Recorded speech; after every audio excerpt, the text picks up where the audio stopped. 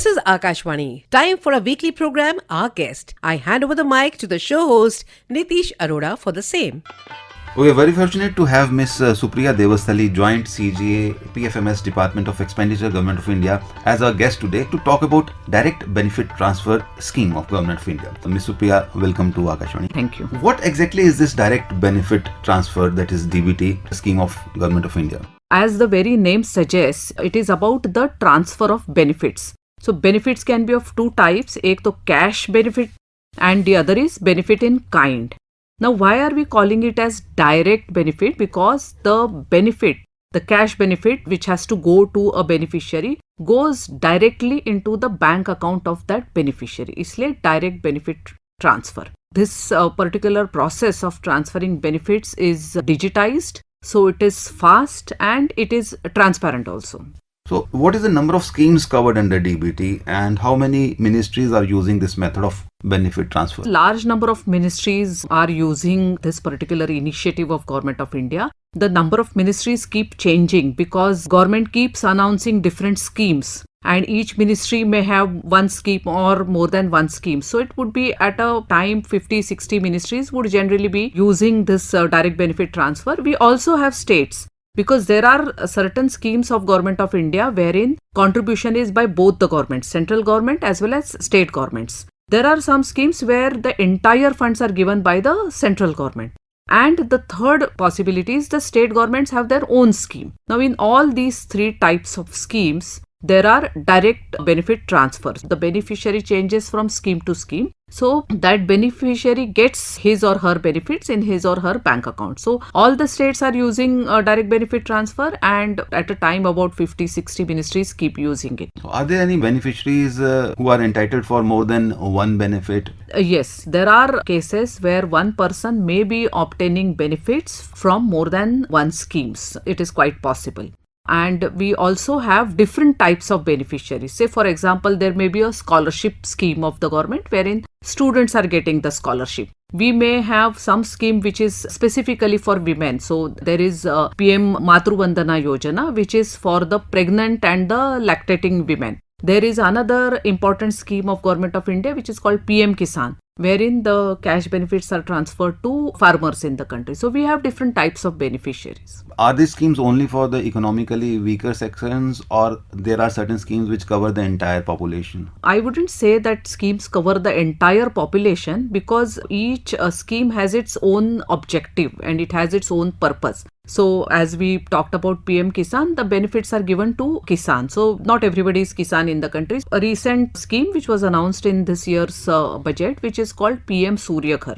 That is a scheme which is for all citizens. So if you want to have install solar panels in your residence, government is giving you some kind of a financial assistance for installing those solar panels. So this is a scheme which is for all citizens. And that covers the urban and rural as well? Yes, that covers all the population. Welfare schemes of government have certain criteria as to who can take the benefits under that particular scheme. And depending on the criteria of that scheme, the number of beneficiaries, the type of beneficiaries will change. So how do these beneficiaries enroll themselves for any particular scheme? Is there any method in place or again they need to go to somebody and he or she will help them to pitch in for it? Generally, most of the ministries, when they have a welfare scheme, they also have a portal of their own. And on that portal or on that website, they obtain the information from the beneficiaries. So say for example, under the PM Surya Ghar, I want to install solar panels at my residence. There is a portal wherein I have to give the information to the ministry. Now what kind of information do I have to give them? I have to tell them my name, I have to give them the bank account details because the benefit will be transferred to that particular bank account. I also have to give my address, because later on when the solar panels have to be installed, my address will be required. Now how will the ministry decide whether this account number is correct or not? I have written the account number but I may make mistake in writing the number. So generally they would ask for a copy of a crossed check so that they can also make doubly sure that the account number that I have mentioned is correct. And then they also validate those beneficiaries. What do I mean by validate those beneficiaries? It is quite possible that I have applied for a benefit but I may not fit into the criteria of the ministry. So they have to do some checks to ensure that I am the right beneficiary. Then they also have to make sure that the account number that I have given, bank account number, is also correct. Now that validation part is done by the digital platform called Public Financial Management System. This Public Financial Management System is a digital platform which is integrated with large number of banks. It's more than 650 banks spread across the country. PFMS is integrated with them. So under PM Surya Ghar, benefit is sought by let's say 100 beneficiaries. So they have given the bank account details. So that particular ministry will share those details with PFMS. PFMS will send it to respective banks and check whether the account is valid or not. Because sometimes what happens is if the account has not been operated for a long time, it is frozen. Sometimes the nature of account is different because direct benefit transfers would generally be sent to the savings account. So all these checks are done by the Public Financial Management System. Wherever there is some kind of a mismatch or if there is any mistake, that is informed to the ministry. And then we have a payment, which is the actual benefit transfer. So, or most of these schemes are Aadhaar based? There are two ways of payment. One is account based payment, means the beneficiary gives the account details. So you have to give the account number, bank name, IFSC, etc. There is another way of sending the transfer, that is called Aadhaar based payment. So what do I mean by Aadhaar based payment? There are two different ones. Yes, they are two different ones. In any case, the benefits go to the bank account of the beneficiary. However, what is the information that I have to give to the ministry for getting my benefit? One is I can give the bank account details. The second is I give Aadhaar. Now, when I give Aadhaar, it is not sufficient. Before I give Aadhaar to the ministry for my payments, I have to seed bank account with my Aadhaar. Now, what do we mean by seeding of bank account?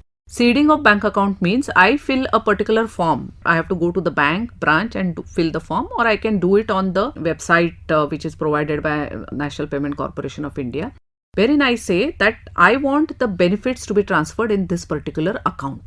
Once I do that, then I can only give my Aadhaar number, and the respective ministry will share that Aadhaar number with the PFMS, and the payment will be made to the account which is seeded with that Aadhaar. So in this case, Aadhaar is like my financial address. Aadhaar is unique to an individual, and so the chances of wrong payments are very less when we go for the Aadhaar based payment. So we talk about this direct benefit transfer, that is DBT. When was this started initially? So this was started on 1st January 2013. And since then, multiple schemes, multiple states have started making use of this initiative. So when talk about schemes by the states, are there certain schemes which overlap each other and beneficiary is kind of having best of both the worlds? Yeah, there are some schemes, say for example the PM Kisan, which is a scheme for farmers. But some states also have a scheme for farmers. So I may be a farmer who may be getting benefits under the PM Kisan, and I may also be getting benefit under a particular state scheme. If I am from that state, I will get benefits from that scheme also. There is another possibility wherein it is a Government of India scheme and some amount is transferred, but some states do something called as top-up. So if a Government of India is giving, let's say, 1000 rupees to me, the state is also giving additional, say, 500 rupees to me. So that is also a possibility wherein one particular beneficiary gets the benefit from the Government of India as well as from the state governments. So are there any recovery things also? Because sometimes if the wrong payment goes, we understand that most of the beneficiaries are the marginalized, and if a recovery comes, then it will become very difficult for them to part away with whatever little they have got. So generally all efforts are made to ensure that wrong payment is not done. Excess payment is not done, double payment is not done, wrong payment is not done. Say for example, if I am the beneficiary, Supriya is the beneficiary, then the benefit has to go to the account of Supriya only and not to anybody else. So there are multiple checks in this process to ensure that the benefits are not transferred to the wrong person or double payment is not made. However, if there is any case wherein some such payment has happened, then the respective ministry has to initiate the process of recovery. But I don't think we have such cases, not that I am aware of. What is the percentage of population that has been covered so far for the DBT? Since 2013, it's almost more than a decade. It is difficult to talk about the percentage of population, basically because there is overlap also. So one person may be getting benefits under multiple schemes. So it is difficult to say the exact number of population that is covered, but I can say that a large number of marginalized people are being covered under multiple social welfare schemes. So for students, we have scholarship scheme. For women, we have scheme for the institutional deliveries, etc. For farmers, we have schemes. So large number of population is covered, but percentage is difficult to mention. We understand that the end users are the citizens of India for these schemes, but how is Government of India benefited by these schemes? So Government of India is benefited in terms of the effective cash management. Say for example, under PM Kisan, funds are to be transferred at a particular time when there is a sowing season, etc. Important stages in the farming activities. If funds have to be transferred at that time, then with a click of the remote, the Honorable Prime Minister clicks a button and then the benefit transfer starts, and approximately 10 crore farmers are covered under this scheme. So within, let's say, about 2-3 hours, all these farmers get benefits in their accounts. In the earlier scheme, when we had to transfer funds, let's say, to the states, and the states would then be transferring it to the farmers, there would be delays in that, there would be some missing transactions. All those leakages, delays have been tackled in this direct benefit transfer initiative, because of which Government of India, or even for that matter state government, is able to effectively manage their cash. Plus the leakages have been plugged, which helps us, which helps government in ensuring that all the benefits go to the right beneficiaries. I'm sure there must be a feedback mechanism with the Government of India. How good is the feedback from the beneficiaries? It's a decade of benefit now to many. There are multiple channels for beneficiaries. If they have any concerns, they can make calls, they can send emails so that their queries are addressed. We have a very good response to this scheme, and most of the beneficiaries do get their beneficiaries well in time. And if any beneficiary has not got the beneficiary in time, they can write to PFMS, which is looking into the payments. If there are any problems relating to bank accounts, etc., they can always approach the banks, they can always approach the respective ministries, and their concerns are addressed very quickly.